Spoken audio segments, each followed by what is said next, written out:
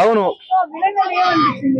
I బొమ్మ రవి అన్న jail నుంచి బయటకు రావడం చాలా ఆనందంగా ఉంది, చాలా హ్యాపీగా ఉంది. మాలాంటి పేదవాళ్ళందరికీ మళ్ళీ దేవుడు వచ్చి మా మధ్యలో ఉన్నాడు అనే ఒక సంతోషం, అనే ఒక నమ్మకం మాకు మళ్ళీ కలిగిందంటే ఐ బొమ్మ రవి అన్న బయటికి రావడమే.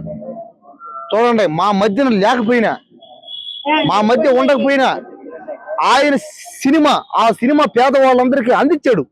కాబట్టి పేదవాళ్ళకి ఏ సహాయం చేసినా, ఏ రూపంలో చేసినా వాళ్ళు దేవుళ్ళు అవుతారు అంతే. వాళ్ళు ముఖం కనబడకపోవచ్చు, వాళ్ళ విగ్రహాలు లేకపోవచ్చు, కానీ వాళ్ళ పేరు మాత్రం ఎల్లకాలం చిరస్థాయిగా మిగిలిపోద్దనడానికి కారణం ఐ బొమ్మ రవి అన్న ఒకడే. కాబట్టి ఖచ్చితంగా ఐ బొమ్మ రవి అన్న నిండు నూరేళ్లు సంతోషంగా ఉండాలి. ఆయన తెలివితేటలు, అతని శక్తి సామర్థ్యాలు దేశానికి ఉపయోగపడే విధంగా వాడండి. అతని మీద ఉన్న కేసులు మొత్తం తీసేసేయండి దయచేసి. అతను తెలుసు చేసాడు. అవునవును, కరెక్టే. పక్క స్టేట్ కి పక్క దేశానికి పోకూడదు అన్ని పెట్టారు. సరే పోనండి, మెల్లమెల్లగా అన్ని కేసులు పోవాలి. ఆ అన్న మళ్ళీ ఇదివరకులాగే మా అందరి మధ్య మా పేదవాళ్ళ మధ్య ఉండాలి. మా పేదవాళ్ళకి మళ్ళీ ఏదో రూపంలో సహాయం చెయ్యాలి. అతను సాఫ్ట్వేర్ అట్టకాదు అదే నేను చెప్పింది, అది కాదు. అతని తెలివితేటలో పేదరికాన్ని పోగొట్టే విధంగా ఏదైనా తెలివితేటలు పడితే బాగుంటుంది. అదే దేశానికి కాకపోయినా రాష్ట్రానికి, పేదవాళ్ళకి, మన తెలుగు పేదవాళ్ళకైనా వాడి ఆ పేదరిక సమస్య కొద్దిగా తగ్గించేటట్టుగా ఏమైనా చేస్తే బాగుంటుంది అనుకుంటున్నాం. సినిమా అనేది మరి అన్యాయం, దారుణం. సినిమా అనేది ఏంటంటే నిజంగా మనలాంటి పేదవాళ్ళ కష్టాన్ని దోచేసుకున్నారు. డబ్బు రూపంలో. సినిమా బాగున్నా బాగలేకపోయినా 1000 రూపాయలు, 2000, 3000 కరెక్టే. సినిమా హీరోలు చెప్తున్నారు క్లారిటీగా, మేము డబ్బున్న వాళ్ళమే, మా పిల్లలు, మా బంధువులు, మా వాళ్ళు సినిమాలు తీస్తారు, హీరోలు అవుతారు, సీఎంలు అవుతారు, పిఎంలు అవుతారు, అన్ని చేస్తారు, మీ బతుకులు మాత్రం ఇంతే అన్నారు వాళ్ళు.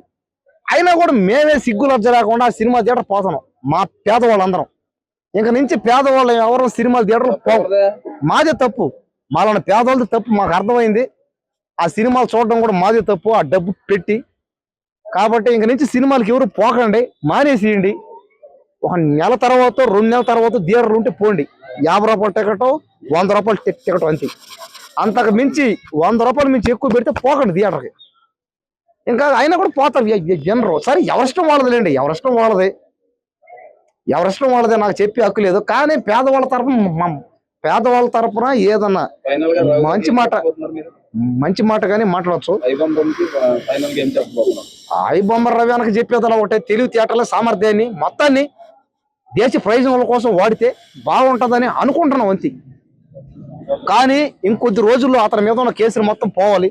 అతను మళ్ళీ ఎదువారలాగే అమెరికా పోవాలి, సాఫ్ట్వేర్ అవ్వాలి, ఇంజనీర్ అవ్వాలి, అది ఇదివరలాగే అతను జాబ్ చేయాలి, పక్క దేశం పోవాలి. అతను మళ్ళీ బాగా డబ్బు సంపాదించుకుని మళ్ళీ మాలోనే పేదవాళ్ళందరికీ ఏదో ఒక సహాయం చెయ్యాలని కోరుకుంటున్నాం అంతే. ఏముంది సినిమా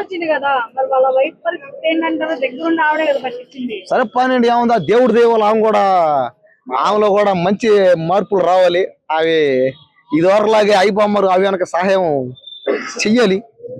ఆ దేవుడు దయ వల్ల, ఆ పరమేశ్వరుడు, ఆ వెంకటేశ్వర స్వామి వల్ల మళ్ళీ ఐ బొమ్మ రవి అన్న మీద ఏ కేసు లేకుండా పోవాలి. నిజంగా ఐ బొమ్మ రవి అనే అతను నిజంగానే దేవుడే ఆయన పేదవాళ్ళకి. కాబట్టి ఐ బొమ్మ రవి అన్న చేసిన సేవలు అందరికీ వాడేసుకున్నారు అందరూ. ఇంకోటి ఏమందంటే ఐ బొమ్మ రవి అన్న వల్ల ఆ సినిమాలని ఫ్లాప్ అయినాయి అన్నారు, అది కూడా అబద్ధమే. దయచేసి అవి కూడా మానుకోండి. లాస్ట్ ఆఖరిగా చెప్పేది ఒకటే, ఐ బొమ్మ రవి అన్న నువ్వు రాదన్న అయినా కూడా అది లైట్ కి వస్తుంది. నాకు తెలుసు, నా ఫోన్ అది 3 ఏళ్ళకి వాడుతున్నా. తెలీదా ఎవరికి మెంటలా? ఐ బొమ్మ రవి అన్న దేవుడు మాకు పేదవాళ్ళకి దేవుడు.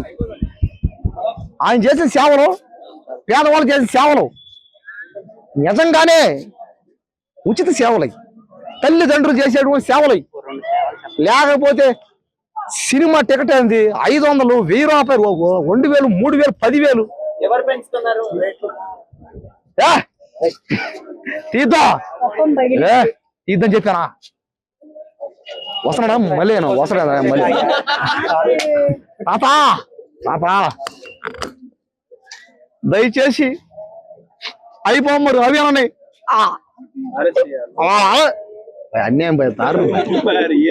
మా ఐబాంబర్ అవియన్న మీద కేసులు మొత్తం కొట్టేయండి, తీసేయండి. అతని మీద ఏ కేసు లేకుండా పోవాలి. అతను ఏ దేశం అన్నా పోవచ్చు, ఎక్కడికైనా పోవచ్చు. అతనికి ఇష్టమైన పని చేసుకోవచ్చు. ఆ హక్కు మళ్ళీ రావాలని మనస్ఫూర్తిగా. అంటే కొట్టారు, తీసుకున్నాడు, టైం వస్తుంది ఆయన కొడతాడా? కొట్టాము, తీసుకున్నాం, టైం వస్తే కొడతాం, అది రాంగ్. అది అతన్ని పట్టించేశారు. 1000 కోట్లు, లక్షల కోట్లు టార్గెట్ చేశారు. ఆయన టార్గెట్ చేశారు. అది టార్గెట్ చేశారు. అదే చెప్పారు. అది కూడా పని పాపం ఫేమస్ అవ్వాలని ఆ అన్న బాధ పాపం.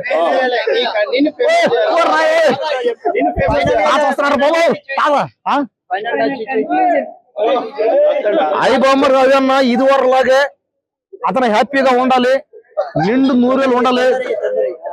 ఐబాంబర్ రవి అన్న నువ్వు మా పేదవాళ్ళందరికీ దేవుడు.